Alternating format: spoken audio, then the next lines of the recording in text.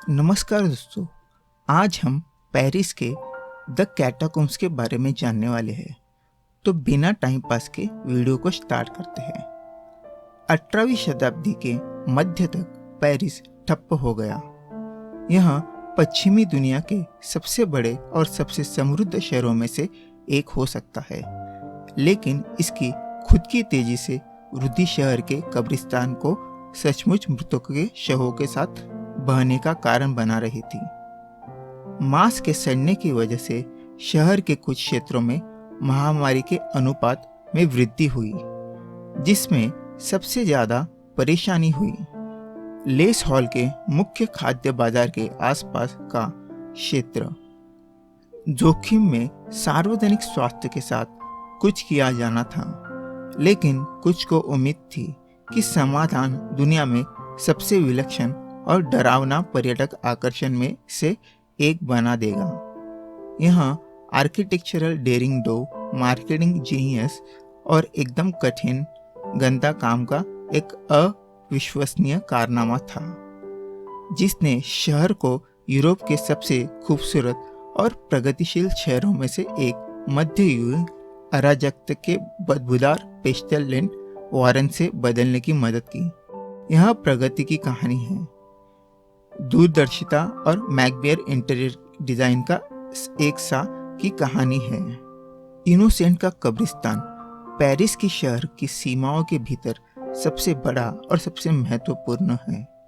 कुछ 2 मिलियन निकाय है। एक बार जब आप शहर के बाकी कब्रिस्तानों को शामिल करते हैं तो गिनती लगभग 6 मिलियन अवशेषों की होती है, जिन्हें अधिक जनता की भलाई के लिए कहीं और निवस्त्र होने और फिर से विद्रोह करने की आवश्यकता होती है। मूल शवों की धार्मिक प्रकृति को देखते हुए वे बस खोद नहीं सकते थे और विली नीली की चारों ओर फेंक दिए गए थे, या तो उन्हें इतिहास में मानव अवशेषों के सबसे बड़े प्रसारण में किसी एक अनुष्ठान के कुछ रूप के साथ फिर से दफन करना होगा। नवजात पेरिस कैटाकॉम्ब्स परियोजना के लिए सौभाग्य से शहर लगभग 200 मील की दूरी पर चूना पत्थर की सुरंगों के ऊपर सीधे बैठा था, जो कि बहुत ही पत्थरों का प्रदान करने के लिए नक्काशी की गई थी, जिससे शहर बना गया था। सुरंगें इतनी व्यापक थी कि 19वीं शताब्दी तक ऊपर शहर का वजन विशालकाय सिंक होल बना रहा था, जिसमें पूरी इमारतें और ब्लॉक टकरा रहे थे।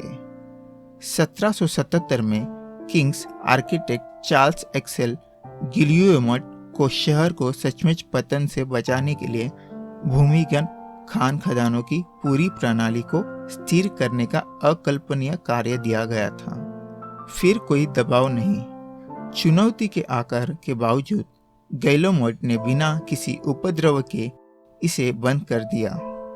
1785 तक सुरंगें स्थिर थी और मृत पेरिसिया के अवशेष हर रात खोदे जा रहे थे और उनमें स्थानांतरित कर दिए गए थे। रॉयल्टी ने पेरिस कैटाकॉम्ब्स बनाया था, लेकिन नेपोलियन ने उन्हें एक पर्यटक आकर्षण बना दिया। पेरिस के अधिकांश कब्रिस्तानों को खाली करने और प्रलय में अवशेषों को स्थानांतरित करने के लिए रात के काम में 2 साल लग गए, लेकिन हड्डियों का स्थानांतरण 1859 तक जारी रहा। जमीन से ऊपर सार्वजनिक काम कुछ वर्षों तक जारी रहा। फ्रांस में एक क्रांति थी, बहुत से लोग को मार डाला और फिर धीरे धीरे पुनर्निर्माण करना शुरू कर दिया। जब नेपोलियन ने क्रांति की पीठ पर सत्ता की ओर अग्रसर किया तो उसे एक मध्यकालीन शहर विरासत में मिला, जो तेजी से आधुनिकीकरण की दौड़ में था। लिटिल सम्राट की प्रमुख मान्यताओं में से एक यह था कि पुरुष केवल उन स्मारकों के माध्यम से महान होते हैं जो वे अपने पीछे छोड़ते हैं। इस नस्ल में उन्होंने कई भव्य सार्वजनिक कार्यों और कलाओं के टुकड़ों जैसे Jacques Louis David coronation of Napoleon के साथ अपना शासनकाल संभाला, जिनमें से कई नेपोलियन कॉम्प्लेक्स की अवधारणा को जन्म देने में मदद की। यह देखते हुए कि रोम, जिसे यूरोप के प्रमुख स्मारक शहर बनाना चाहता था, पहले से ही कैटाकॉम्ब्स की अपनी बहुत ही अस्पष्ट प्रणाली थी जो निडर की यात्रा कर सकती है। नेपोलियन ने फैसला किया कि फ्रांस को कुछ इसी तरह की जरूरत है। उन्होंने अपने प्रियन ऑफ सीन निकोलस फ्रोज और इंस्पेक्टर जनरल ऑफ खदानों लुई 18 हेरिकार्ड डे थ्योरी को कमीशन दिया ताकि एक भूल-भुलैया से चैरिटी हाउस में खदान सुरंगों को चालू किया जा सके, ताकि लोग नीचे जाकर देख सके। मूल पेरिस कैटाकॉम्ब्स टूर को हड्डी की सजावट विशेष रूप से पर्यटकों को आकर्षित करने के लिए बनाई गई थी और वे बहुत सफल रहे थे। जब हेरिकार्ड डी थ्योरी के निर्देशन में खदान पुरुष अस्थि पंजर सजावट में अस्थि पंजर की व्यवस्था करने लगे तो उनके लिए उनके काम में कटौती थी, जिस अनुष्ठान के साथ उन्हें स्थानांतरित किया गया था। उसके बावजूद हड्डियों को बड़े ढेर में सुरंगों में फेंक दिया गया था। धीरे धीरे लेकिन निश्चित रूप से कॉल्टरटिरियो ने दीवारों को टीबीएस के साथ पंक्तिबद्ध किया और महिलाओं की खोपड़ी के साथ छिद्रित किया गया, जो आज की सजावट को देखते हुए अधिकांश सजावट का आधार बनते हैं।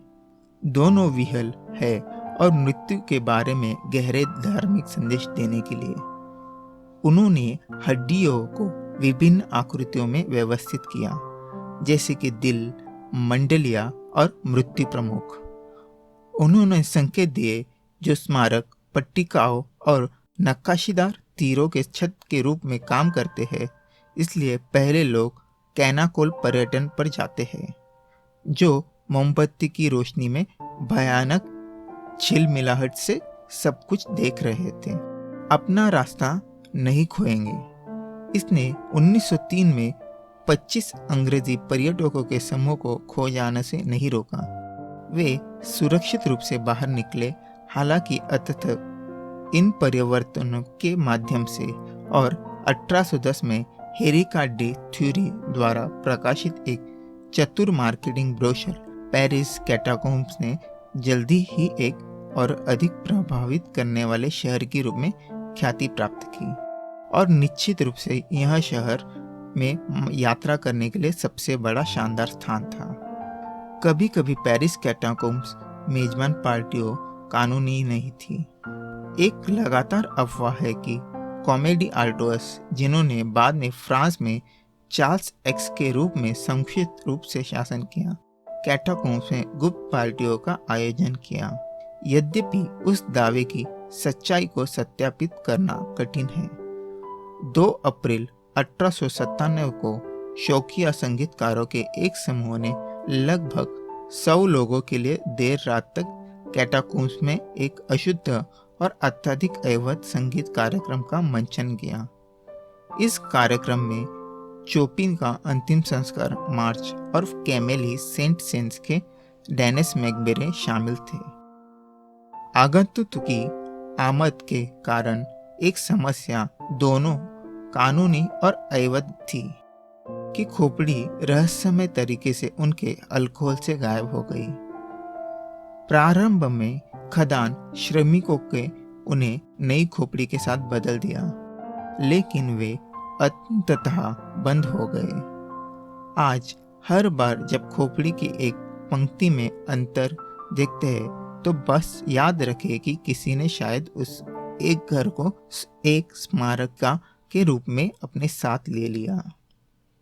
यह सिर्फ पेरिस कैटाकॉम्ब्स को सजाने वाली हड्डियां नहीं है। अधिक आगंतुकों को लुभाने के लिए कैटाकॉम्ब्स में विभिन्न प्रदर्शनियों को स्थापित किया गया था। इनमें विभिन्न विकृतियों के साथ साथ एक कमरे को प्रदर्शित करने वाले कंकाल शामिल थे। साथ ही एक प्रकार के खनिजों को प्रदर्शित करने वाला कमरा भी था। जब सुरंगों की खुदाई की जा रही थी, जिनमें से कोई भी आप अब नहीं देख सकते हैं, गोल्डफिश को अंदर लाया गया और एक छोटे से पुल में गिरा दिया गया, जिसे सामरी फाउंटेन कहा जाता है। हालांकि फव्वारा जो भूजल एकत्र करता है अभी भी कैटाकॉम्ब्स की एक विशेषता है। मछली लंबे समय तक मर जाती है। सुनहरी मछली निकलती है जो बिल्कुल भूमिगत नहीं होती है। पेरिस कैटाकॉम्ब्स के प्रदर्शन में सबसे स्थायी पत्थर की नक्काशी की एक श्रृंखला है जिसे डेकोर नाम के एक घोड़े रहस्यमयी चित्रों द्वारा बनाया गया है।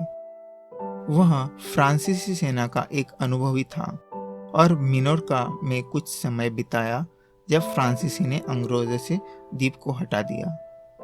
आज के लिए बस इतना ही। आप हमारे चैनल पर नए हैं तो इस चैनल को सब्सक्राइब कीजिए और यह वीडियो अच्छा लगा तो लाइक कीजिए। आप कमेंट में हमें सजेशन दीजिए। धन्यवाद।